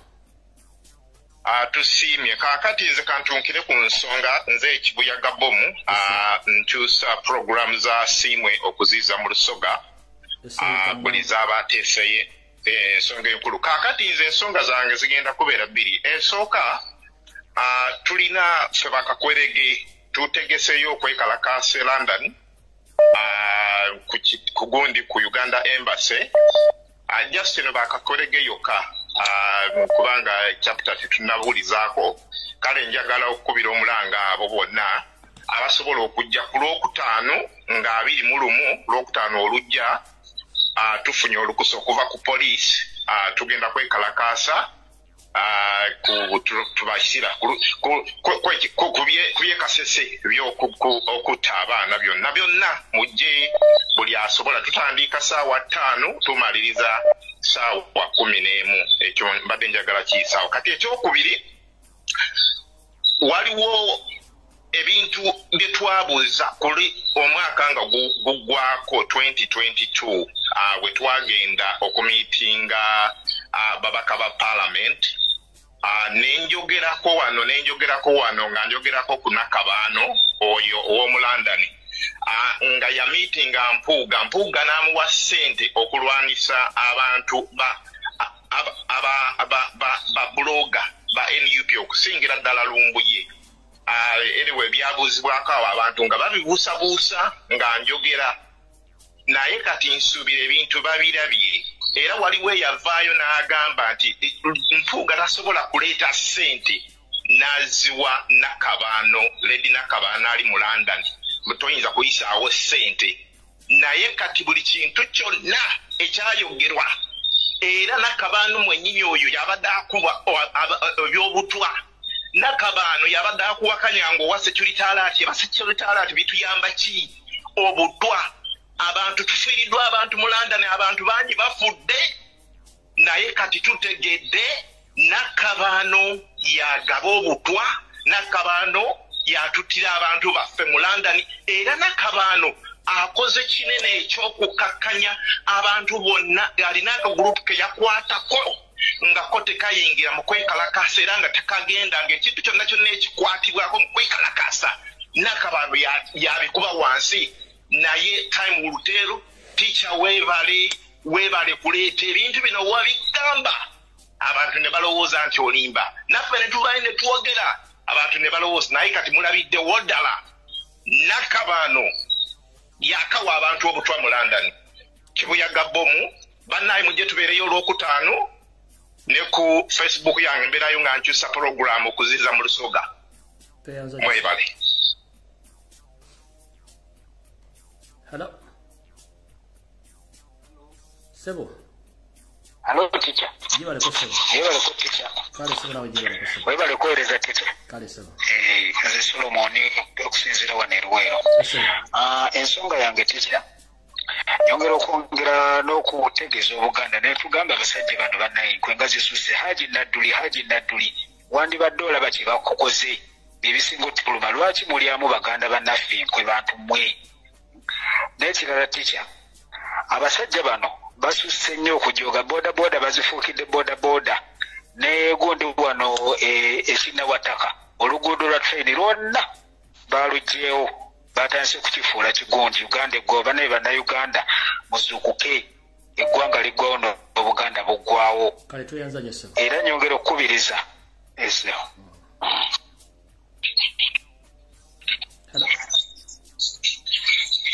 Hello. Sebo. Jebale ko teacher. Kale sebo nawe jebale ko sebo. Manya gange njagale kana ye mbade njakubira ko ku kintu kyakabana ekyo kye wayogera. Genda maaso. Abasajja abanyarwanda abo mubalaba nga abasajja abe front bantu barungi naye si barungi. Jevuddeko mabega kaawo twagende waffe tuli barunzi twagenda ne tufunayo omunyarwanda ntagendeke waka arondeke waka. Naye omusajja bwe yatuuka eka kye yakola yajja ng'aliyeka n'amala n'aleeta mukazi n'aleeta n'abaana ne tulowooza ati kale tajja kubaamu nagundi yonna naye ne tuwebuuza omusajja oza otya n'oleeta n'abaana. Tikya omusajja teyamala n'akyuka n'awa maama obutwa ate n'amusindikira n'amayembe ebiki byonna nga yagala ate maama ne tugamba maama ng'afuuse ebirala maama bagenda mu ddwaliro bakebera obulwadde tebalaba okutwala ne tugenda naffe nga bw'obimanyi nti tosobola kukola ki kutuula nga naawe toba tolina kye weekoleddeko. Ogera bwe tuti okusanga nti omusajja omunyarwanda gwe twaleeta okulunda ewaka si ali mugundi yakuta maama ne tumukwata ne tumugoba naye ng'okugoba agenda gwe tugoba agamba sigenda wano we wange gwe tugoba sigenda wano we wange ne tugamba nga family ne tutuula ne tugamba omusajja ono bwe tutamukwatira ejambiya tajja kugenda ne tutuula ne tukwata jambiya ne tugoba omusajja na bugisi mufungize nga tumutute wabweru. Ekyo ne kikomaawo nenzija nenfunawo omukwano gwange waliwo omukwano gwange awo bwe yawula nti nva mu Western n'agamba ono omugonde munyarwanda ngenda kulaba omuwala ali wano Saudi naye tikya bambega bangi abanyarwanda bamu bali mu gundi era kankuba omulanga nga ngamba abaana bali mu diaspora bonna bana abawala be mulabanga basekaseka beefuula abawala bemukwana nkwezengeze ennyini zajja kusanyawo abaana kasaba kulanga olimu akantu k'enkyukakyuka tusula era bw'olaba nga atandise kubuuza kino manya kufunako details nze omuwala nagenda mugwamu nga ntuse wala nengamba tikyayogerako bino bya diaspora abaana kwebeereramu bwe siteebereremu nange ndabika ngenze nengamba olimba mmaze okubuuka kati omuwala bwe yalanga amaze omubuuka nagamba nange olaba nze sibye nengamba nemublokinga nemusazaamu n'esimu nengikyusa nenfuna esimu endala. Kati akagurupu kakabanaako kayitirivu kasensera dda naye nze kyenkoola bannayuganda ekibadde ejjinja leero mulabye pulezidenti amaanyi gali mu bantu ffe ng'abantu fe abalina okusituka wamu tukwatira wamu tugobe omusajja na bugisi mufungize bino ebyokujyawo twetuulirire abasajja bajja tutaba tumalewo. N'olwekyo nze nkubiza buli munnayuganda yenna gy'oli bw'olaba omunyarwanda waali tobuuza bwekwata bukwasi jambiya tema butemi kubanga abasajja abo bajja kusaanyawo ensi yaffe. Kwata jambiya tema butemi tobaako na kirala ky'olinza. Abasajja abo bazibu nnyo tikya bazibu nnyo nze namulabako n'amaaso agange ng'omusajja alemedde waka tayagala kuvaayo kati abalala tebayinza kukimanya ekintu ekyo batabayinza kuwulira nga omanyi abantu bagamba nti njagala kulabako n'amaaso agange naye ne batagala kuwuliriza nga bwolaba nti ebintu ebirina amakulu tetugiwa budde naye ebitalina amakulu byetukola ki byetuwa budde. So n'olwekyo nze nkubiriza omulanga ebyanadduli oye omulabira ddala omuntu yali ng'akaaba nadduli nze namulaba mu kufa kw'omwana we ng'akaaba obuziga bw'ekirogo munansonya okwogera ekigambo kino omusajja akaabanga naye bwe bamuleetera ebahaasa omusajja n'akangawala n'awula yenna ng'asanyusa omufiiriddwe omwana bakuwadde obukadde 10 ng'okimanyi gundi ya musi era n'osigala ng'oli mumativu era ne weekubana n'abantu mugoba abantu ku kitundu era n'osigala ng'omuntu oyo akyalina amakulu oyo. So ebya Haji Nadduli ebyo tubireke, naye nkubiriza abantu bonna oba oli mu Western oba oli ludda ticha bannange kya ADF ekyo kye mugamba mu Western waffe kyatandika dda mu Western nga batuta okuva dda kabaka waffe bwe yagaana okwagira Museveni okuva olwo baata bannagunde abo mu Western. Ticha so ebyaffe ebyo mu Western tebirenge bya Buganda tebajja ne bakuwamba nga abantu bonna nga we bali, kubanga waffe tutambula abantu babiri oba basatu. Ate waffe tulinamu akantu kamu kagamba nti tebatwala muno nga gwe ng'olaba. Bwe batwala muno nga gwe olaba asimanyi bukuta video gundi bamutute ekyalo balina okubuuza gundi yagenza atya ng'ate gwe wabadde okuta video lwaki tewasobodde okukola ekisoboka okola nti oyamba muno naye atawako amutwala. Nebyo ne Kampala batwala omwana gundi yakuta video kyokka bamutute nga balala basamye WhatsApp. So ewaffe bakugwira kiro nibagamba nti ono omwana yalimu omutima ogukola ki oguwagira enkyukakyuka nga bakugwira kiro nga bakuta kiro bugenda kuca ku makya ng'omwana bagamba mu mutabani wagundi yafudde. Okiwulira ticha? Nkiwulira. So n'olwekyo nze mbawula mu Western ffe twasalawo ky'oba olaba Kyagulanyi tebamukiriza genda mu Western. Olaba Christmas yaggwa wali mwaka 2018 Museveni yajja ku Christmas naye omanyi kye bayita Museveni okujja ng'abantu bali mu kyaki buli omu n'afuluma n'agenda bibye nga tayinza kumanya nti wano waliwo president. Kyali luddawo ekyo? Yali gundi wano ekiruwura. Museveni abantu bamukoowadda ticha lwakuba nti abantu tetufuna budde obugenda bw'obuuza bawasha mufumbira be bagendayo embala bakubuulire ba General Bijirwa bakubuulire kiriyo. Abantu omu Western tebaagala ekintu kye bayita Museveni wadde. Ate ono naye bwe tugende ate Didigi ali wena Didigi tonamutegeera? Sinamutegeera ticha. Didigi daily drinking general tomumanyi muhoozi kanyebupama. Tugoba menya ate tugoba ebikera ate ng'oleta menya. Nedda juzi bw'omulanga agende Kabaale bwe yali gundi ng'ayisamu omukono ng'awanika bameka bamuddamu tuwalaba buli omu ng'abitambula bibye. Mbalaba. Kati tuleme kuwagira kitaawo ate tuwagira omutamiivu oyo. Ogane Didigi mwamugoba. Nze tikyaze kankubulira mazima. Tusaba Bobi Wine bw'abanga awuliriza amaloboozi ge tuteeka ku gundi. At least aje mu Western ffe tujja muwerekera mpaka mu State House. Okay, kale kablaza tunaddamu ku Rokusatu ngenda gikola twakowakowadda. Kale ku Rokusatu ojja kuddamu nkuyite. Kale neyanza ticha. Hello. Sebo. Muganda network kubanga agitudde mu simanyi toli kiriya.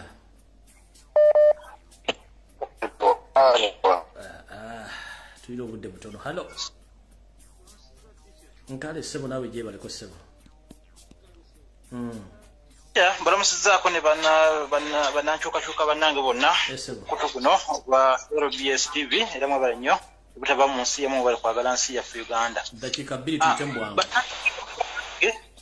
Naddala abaana bannambi n'ekintu waliwo ekintu ekigenda mu maaso emmengo nzikye sitegeera. Mu kaseera kano buli muntu agenda abalina olumbe olw'okwabya mpita kisha bw'ogenda okutambuza olumbe abakulu b'ekika bakugamba nti olina okuleeta eddaame ly'omugenzi.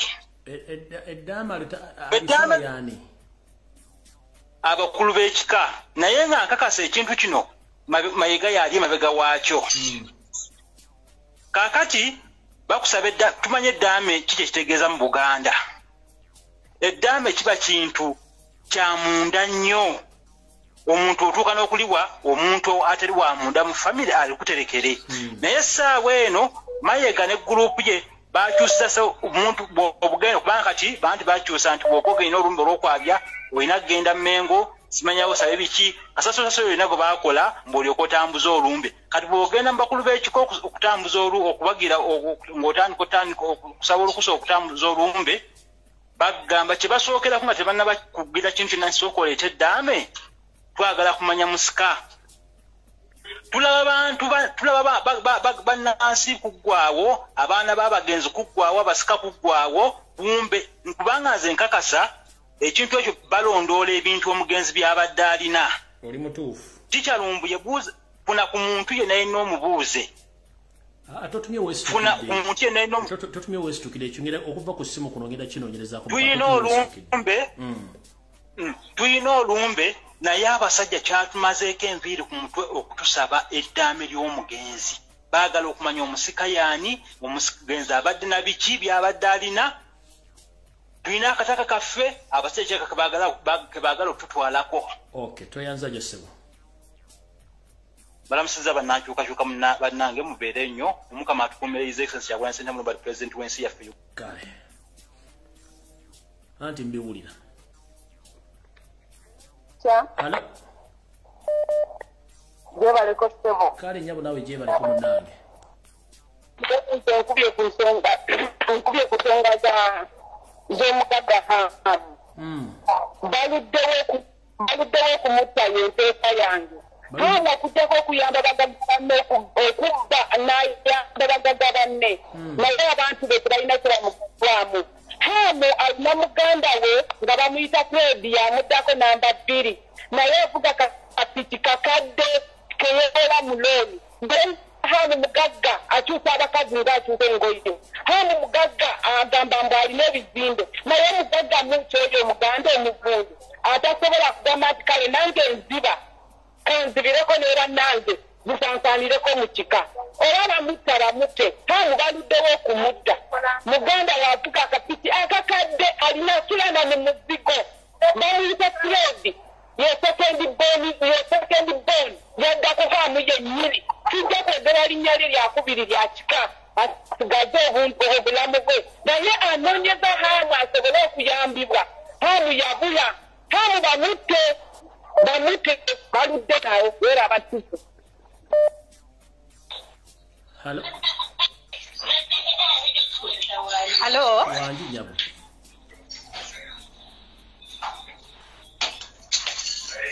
Hello. Professor waffe. Mama gwali potesa tugende. Buyompulira. Ense kuwulira. Ompulira Lumbuye. Oli mama yogera tugende. Anyuse nnyo kufuna nayogerako naawe mu 2019. Enyabo. Nganzira waffe ebiseera ebyo nga mbeera Bufalansa naye olwaleero ofunye omukisa gw'amaanyi banna Uganda. Kansoke nkubuzeko mu Lufalansa koma sava. Très bien Lumbuye. Koma we sigade sibimanyi genda maaso tontwala wala genda. Naye nava ne Bufalansa kudda waffe ku nsonga z'ewaffe. Nze ndi muwala Muganda banzaala Luweero neddira Ffumbe. Enyama.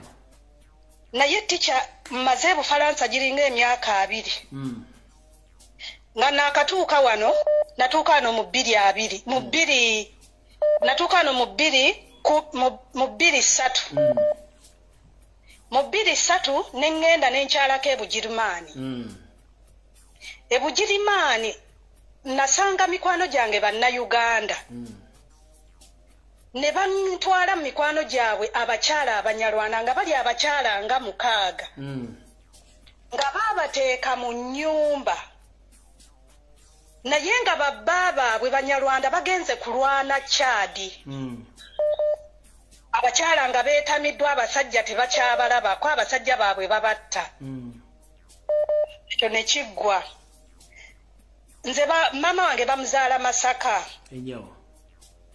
Baganda be basomi ba professor Makerere naye nga tuli bato kojja waffe omu yatugambanga ng'omwana gwe bazadde eno ne bamutuuma erinnya nga Abanyarwanda be baleese ku kyalo nabo balituuma. Ogambye ki? Nga bwe bawulira erinnya libatuumye no mu Baganda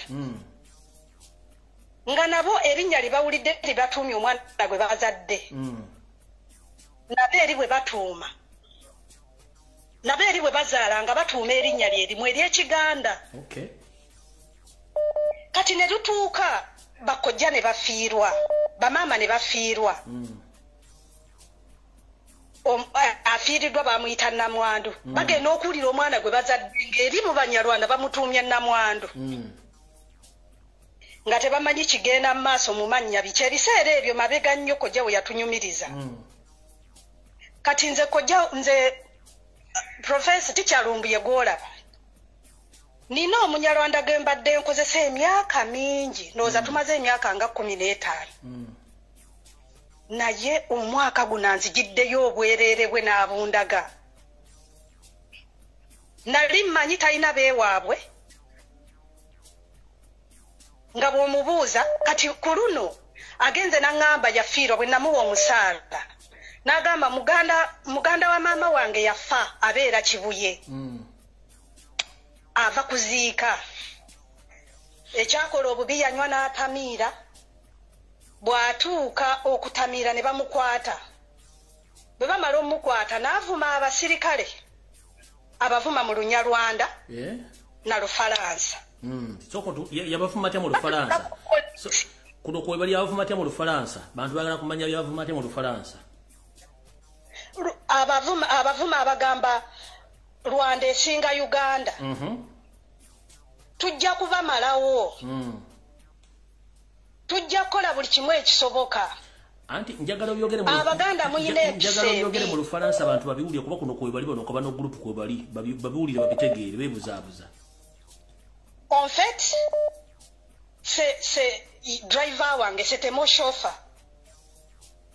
Il travaille sur mon femme, mais il était sourd, il était attrapé par les polices. Donc, quand il était attrapé, il a insulté la police.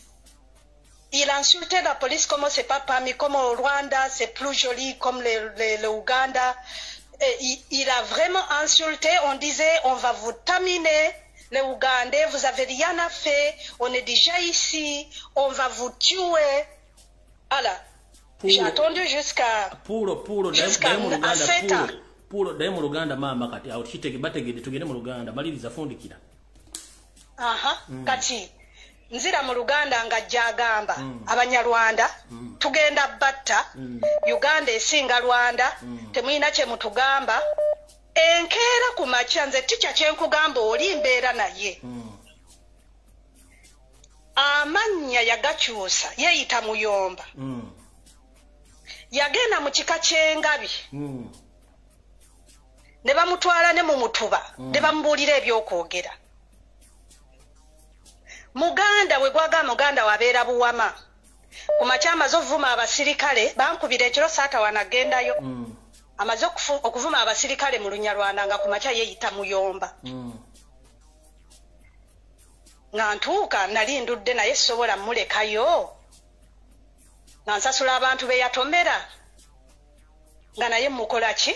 Nga bagaana omujjayo kuba yabavuma. Kati omanyi maama? Nga naye nnina omusasulira. Omanyi maama?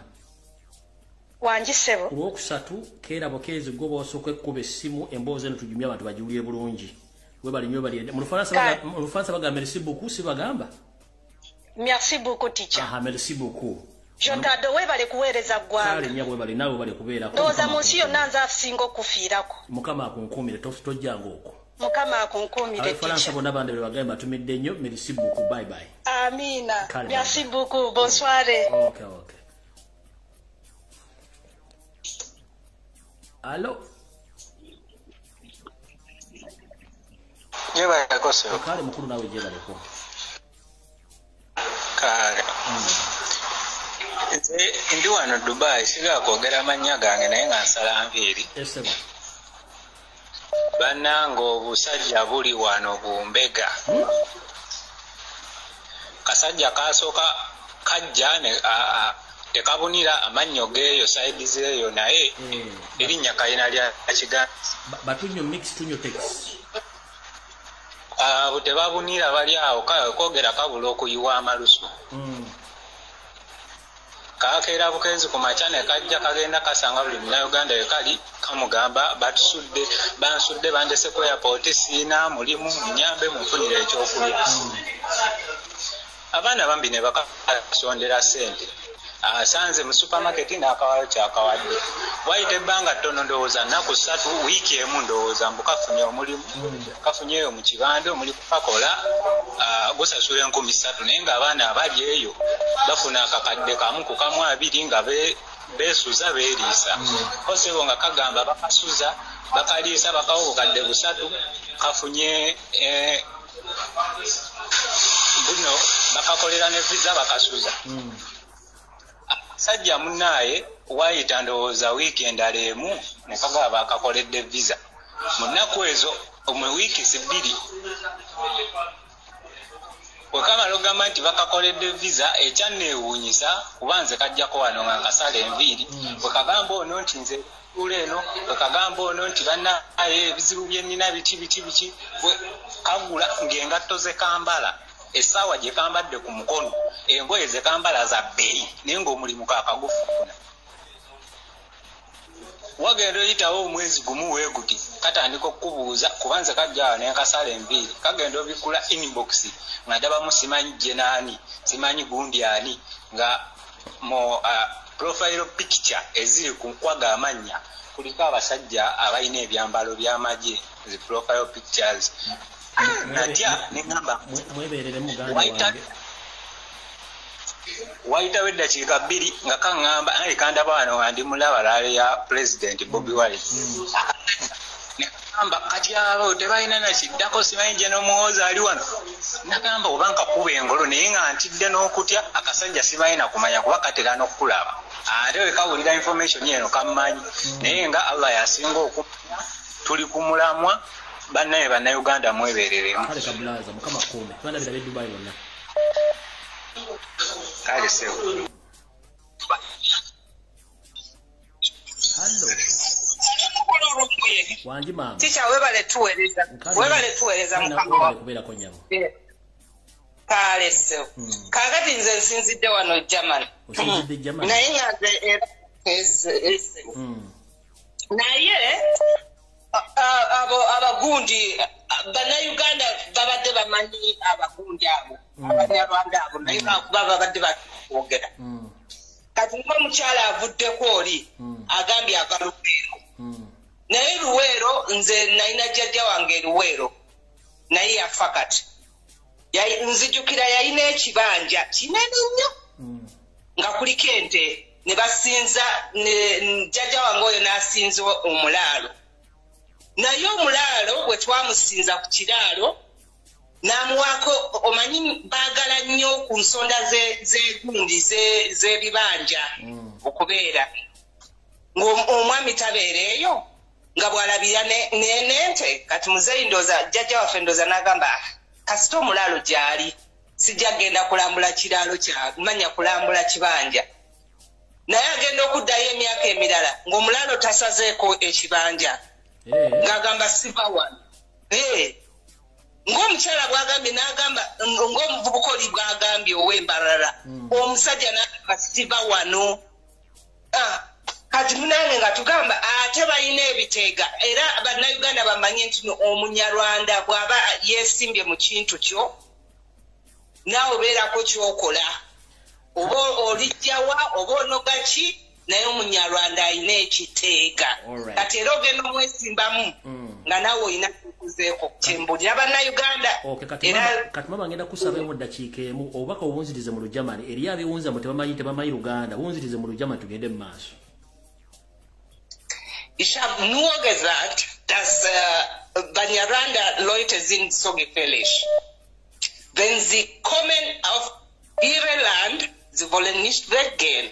Und sie werden sagen, jetzt dieses Land gehört zu mir. Und Leute muss aufpassen, die Leute vom Rwanda zu bringen auf ihre Länder. Das ist total gefährlich. Das ist, was ich kann nur sagen. Ugandan Leute sollte aufpassen. Das ist, was ich kann alles sagen. Mukulu Lumbuye nkomyawo. Serumo olulimi. Okumire banda bire bolo bage bajamani batumye. Salisi. Okay. All right. Ali ku simu. Ndi bulungi njabo oli otya? Anga obulamu bulungi nakwogera ku bintu bisatu. Ennyabo yitambwa ngalo gamujjawo. Ekisooka kibuuzo kigenda eri omukulu ayitawa njagala tubuulire akoleraani. Ebyokwogerako tulina bingi naye ekintu ekijja ayitawa kyasikayo ekiwago najja akube ekijja kyasikayo ekiwago najja akube yasooka najja n'akuba Lumbuye n'amala ekintu kyanga 8 nekijja n'asikayo ekiwago n'akuba ogwasimwa ogwatuse n'asikayo ekiwago najja n'akikuba akoleraani kuba kati guno omuzeegu. Ebintu by'okugerako tulina bingi akwate ku malwaliro akwate ku nguudo akwate ku masomero abeera tulina abaana bangi abakola vidiyo mu Uganda akwate vidiyo asimbe mu Lugwala n'omuntu ayiri atamanyi Uganda abeere ng'amanyi ekigenda mu maaso okusinga okuddawo babayita batica ate ASP bitegeeza ki mukulu oyo alina okwetereeza waba tasobola akwate vidiyo eyasimuli okubeera nga mulumba kwata vidiyo ozise mu Lugwala nga tukyusiza kintu na kimu ogikube n'oyo omuntu ayiri ategeere ki ekigenda mu maaso. Ekyokubiri kibuuzo eri Junta Museveni gw'ogenda okuloga bannayuganda naawe weerogeramu ogamba gundi ne Museveni engeri gy'osikayo omutwe n'ojja oyogere ku ky'okubba obululu twandibuuzizza ani akuloga naye olabika gwe weeroga. Ekisembayo nze nsaba pulezidenti waffe kuba buno obudde bw'oyogera ku kintu kya 2026 omuntu ng'akuli kumpi boyo omuntu akufumita ekiti mu liiso naye tuve mu kwekazaakaza wetutambula bwetiti nga tewali kintu ekiwuse tugendagenda mu 2026. Nsaba pulezidenti waffe alangirire okwekalakaza sinziggu okutali kwa lunaku lumu wabula ku makya kiro misana kiro anti Museveni bava mu buyinza bw'eggwanga. Buno obudde tetukyayinza kukkiriza nti bajja bakwate pulezidenti waffe bamugalire nti alangiridde okwekalakaza. Ekisooka bo tebali ku bintu by'amateeka lwaki ffe tugoberera amateeka bamukwate nti bamutwale oba okuba alangiridde ekyokugenda okwekalakaza. Nsaba pulezidenti waffe tikyasiimwe yagamba nti yamenyekako naye bwe bamutwalewo omuyunzi omuyunga omuyunzi buli yakwatanga wali watamuluma nga tafaayo buli we yakwatanga ewamuluma tikyasiimwe ng'awoggana ng'abuuka. Bano abasajja bwe twogera ku kintu ky'okwekalakaasa batagala n'olaba nga baganga ndaba tubulayo ekintu ky'Abannayuganda ffenna tuyimuke omulundi gumu. Pulezidenti alangirire okwekalakaasa tuvuga okumala omwezi mulamba nga tumanyi nti guno omwezi tugenda kuyimuka ffenna. Pulezidenti avaayo n'agenda ku Square y'emabega ne batamwegattako n'ekituufu abasinga twali tetunnazuukuka naye kati enkyukakyuka tugyetaaga ate tugiraba mu ye omu bw'ati tugiraba mu ye. Tusaba pulezidenti waffe kyokka alangirire okwekalakaasa. Omuntu ayinza ovaayo n'akugamba pulezidenti alina okulangira okwekalakaasa neŋŋamba ate kati ani alina okulangirira ng'abamuli wansi bamumenya bumenya bali kwetambuliza na 2026 abamu si bye baliko be bandivuddeyo ne baleeta message nti banaye tutambulire ku kino guno omwezi tutambulire ku kino si bye baliko oba kitegeera. Nensembayo ng'era nsaba pulezidenti waffe akole ki wakiba kisobokanza siri muyimbi mulungi naye atukubereyo oluyimba mu kabano kubanga akabano nze ndabye ddala nga abasajja bajja kumalawo ggwanga n'okutwala bulamu bwaffe ffenna bebyange teki. Hello teacher. Wanji. Hello teacher. Ndi live. You are live and kicking. Teacher, waliwo story eyeyaba kabano simanyi bakabano. Enyawo. Munange ewaffe saagala nnyo kwogera kuba saasooka jjiwa matu. Waliwo maama waffe. Kaakati omukyalo ono biswazamu era saagala nnyo bantegeere. Bebana abakyala abakula bawasa. Collaborate. As you are coming from Queen's land, please can you... Ngamba kwogera Lubulitishi kuba sirumanyi. Tomanyi Lubulitishi? Sirumanyi. Omanyi lulimi? Luganda, leka njogere Luganda. Yogera tugende. Mbadde nkututte wa Kakati omukyalo ono nga bebana abakyala bakula bawasa. N'awasa nze okuva lwe nnakula. Mulaba awasa. Awasa ku mmande lw'eggulu. Ate abato kale nga bw'obimanyi. Lwe yasembayo okuwasa. Yawasa wa bano. Ng'agwa mulava omuvubuka ndoza ali wa myaka nga 13 kyokka mukyala mukulu wa myaka egigenderedde. Omuvubuka ng'agwa mu laavu yalwawo emyaka egyawera 5 kuba bonna baalinga tebalwawo. Ng'omukyala ali abeera mabegaawo wa kalenda, ayina ebizimbe, ayina amaka, ayina ennyumba z'abapangisa, nga tamusalira magezi, ng'amugamba mukwano manyi tugende mu kyalo ngenda kukola renovation ennyumba yaffe eno ngenda gikolako renovation n'abapangisa bonna, nga mutwala mukuba busiika. Munyarwanda bwe yamukuba ebusiika teyaddamu kumulabako, nga basenda buli kimu, nga batwala buli kimu. Omukazi yalinda bamukima ebusiika, yamuteerayo akayumba ka kisenge kimu n'eddiiro, teyaddamu kumulaba. Balwaniridde ebintu biganye. Omukyala ali eyo gye yaseegera, eyali alya kyayagala nga bw'ayagala, kuba bbawe yali yamuleka mu bintu. Bbawe yali minisita kugiri emirembe giri egyasooka egy'abaamiini egyo. Ebintu mwe baabijja mukyala n'abisikira. Ndowooza bwe baamulaba ng'awasawasa yawasiriza ddala ebbanga eryawera. Bamusindikira kabano gurupu. Ye yasembayo nga bamuyita Munyarwanda. Kati bw'oyogedde sitole eno mbiwulidde okumala omwaka nga mulamba, naye nga saagala biwa matu. Naye nga bagezaako binteekako, maama ayagala ssente. Si maama wange waddala naye nga biyingiramu. Nze neekweka. Kati bwe nakuwulidde ng'okyogerako ne ntandika okunoonyereza information entuufu. Ticha mpanvu nnyo mpise mu summary. Kuba wano tetulwawo. Tweyanzizza nnyo Mukama kunkuumire.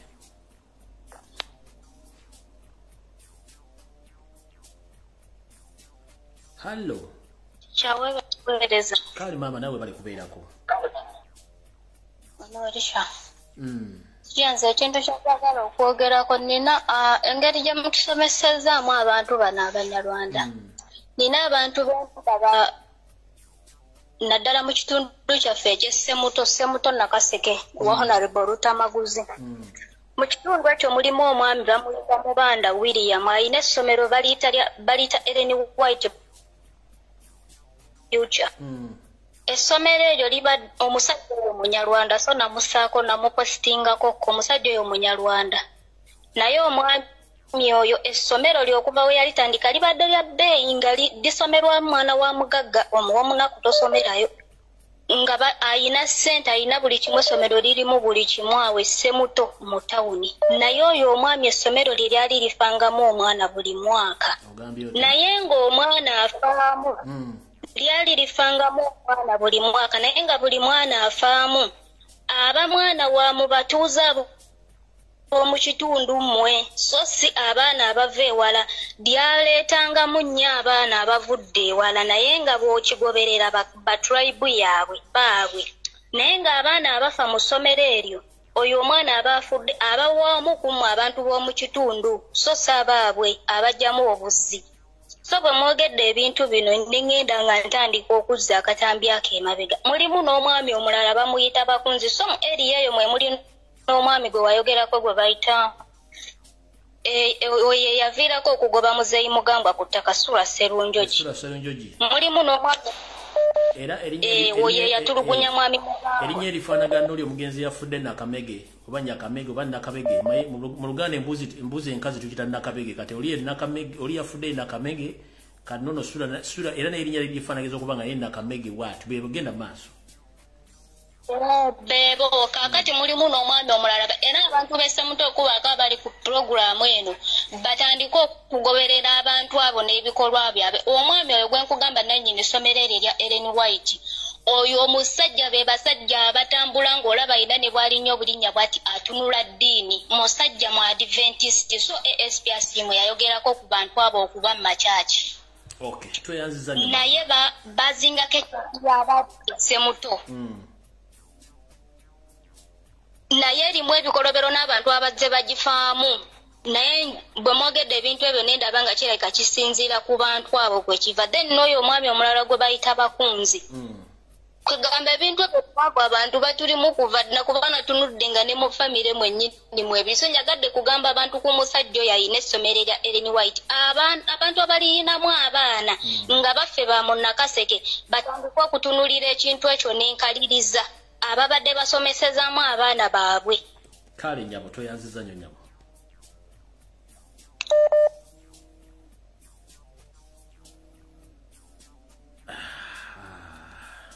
Hello. Kale sebo nawe je bale kusebo. Kale sebo. Akati njala kusooka kwogera ku nakabano. Abantu mbadde njala tuleme kuwanywa ensonga zitalina makulu tezizwa makulu. Kale teacher. Ensonga zitalina makulu makulu.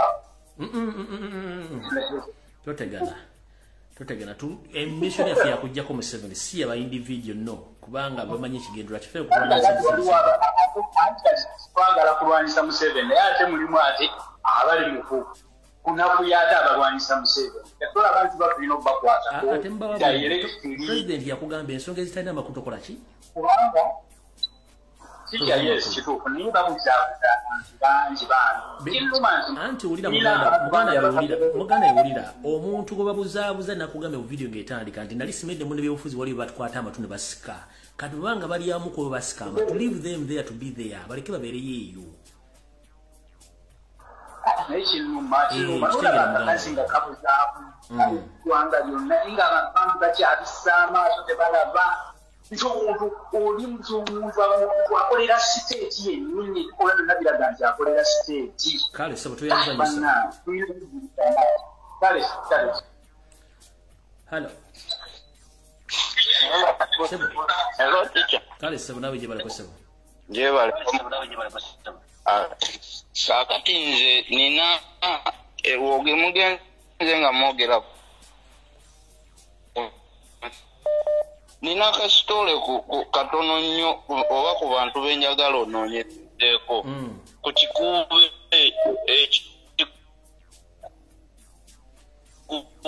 network eganye jajja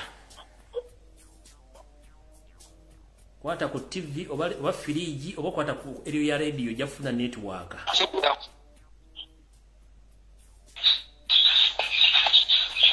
wangi yabo Ejera le kusebo. Kale mama nawe je bale ko. Kakati sigenda kugera manya gange. Naye kubije ku nsonga z'Abaganda baffe. Abali bebawamba ngambe na kuyamba bebawambira mu kisaawe ennamboole. Baganda baffe abali ennamboole.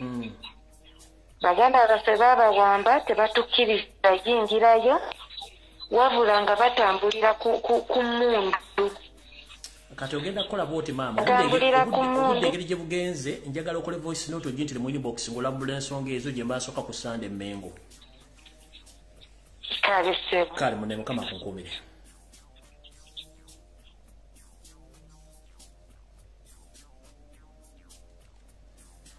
Banange nakulaba kakota abachadde mukiriza okugenda kwange kuno enswaso etano erege ngalabi mbadde ndudde okuseka muno okufunako akamwenyumwenyo ku matama nemwe nabakubye nga mukuba mu nnimi ez'enjawulo mbaagala nnyo mwe bale kubeerako temujjanga okwo n'abadde bawuliza mbaagala nnyo kale tusinkane ku Sunday mu program ebimuli mulange mmere ku ssabiri ez'akawungezi ku lunaku lwa Sunday tujja kuba nga tusinkanyeeyo ate tubuulire ensonga nga bwe zigenda mu maaso kale mbaagala nnyo mwenna mwe bale kubeerako mukama bankuumire musule bulungi mweraba naye mweraba buli agenda ku Facebook erinye pia letuwadde muhoozi ye DDG Daily Drinking Geno nkiddamu genda ku Twitter yo genda ku Facebook account yo oteke erinye pia letuwadde muhoozi DDG Daily Drinking Geno muhoozi Kanyirugaba omwenge gutali muddekende mumpulidde bulungi nnyo ile erinye mwefu amanya tugafuna tugababuulira ate nga ge matuufu DDG Daily Drinking Geno muhoozi Kanyirugaba muhoozi laga omwenge ogutaliiko oba ogutaliimu dekende